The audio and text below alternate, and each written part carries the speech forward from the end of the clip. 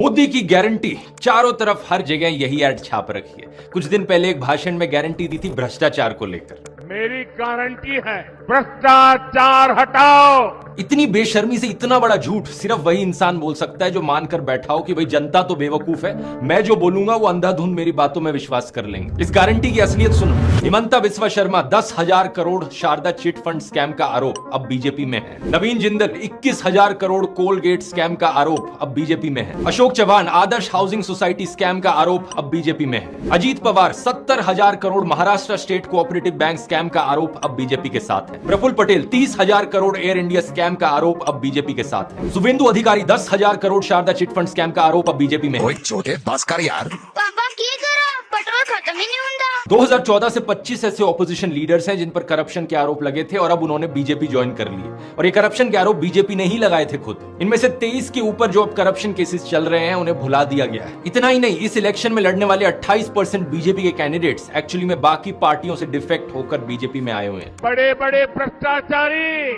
आज सलाखों के पीछे हैं। सच बात यह है कि सारे भ्रष्टाचारी आज के दिन बीजेपी के अंदर है और इसके अलावा इलेक्टोरल बॉन्ड का स्कैम देश के इतिहास का सबसे बड़ा स्कैम है। जो नेता सलाखों के पीछे हैं वो तो वो लोग हैं जिन्होंने बीजेपी ज्वाइन करने से इनकार कर दिया। अरविंद केजरीवाल और हेमंत सोरेन जैसे पॉलिटिशियंस जिनके खिलाफ ना कोई मनी ट्रेल मिला है, ना कोई करप्शन साबित हो पाया है। तो आप ये कह रहे हैं कि 56 इंच की छाती वाले अंदर से डरपोक हैं? ऑफ कोर्स डरपोक हैं, तभी तो ये सब हो रहा है। आखिरी बार जब लास्ट अनस्क्रिप्टेड इंटरव्यू किया था, शायद आप ही के साथ था वो। By not letting people hear the message repeatedly, you're allowing an image that is contrary to the interest of Gujarat to continue. It's in your hands to change it. I'll have to rest. उसके बाद से मुझे लगता है इतना डर लगा उन्हें इस बात का कि ऐसी बेइज्जती कभी नहीं होनी चाहिए मेरी दोबारा। दोस्ती बढ़ी रहे। ऐसी बेइज्जती हो गई तो पता नहीं क्या होगा। और उसी डर में आकर ये टोटल मीडिया कंट्रोल उन्होंने जमाया कि मैं ऐसी बेइज्जती नहीं सह सकता, मुझे सारे मीडिया पर कंट्रोल जमाने की जरूरत है, कोई मेरे खिलाफ नहीं बोल सकता। और उसके बाद से एक अनस्क्रिप्टेड सवाल तक उन्होंने नहीं लिया किसी से। What's up?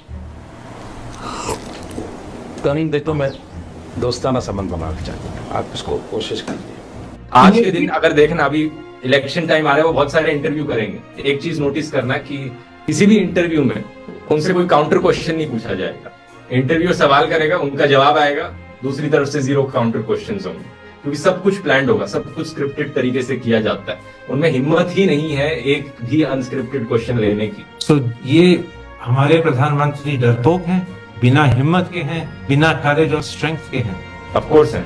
दोस्ती बढ़ी रहे।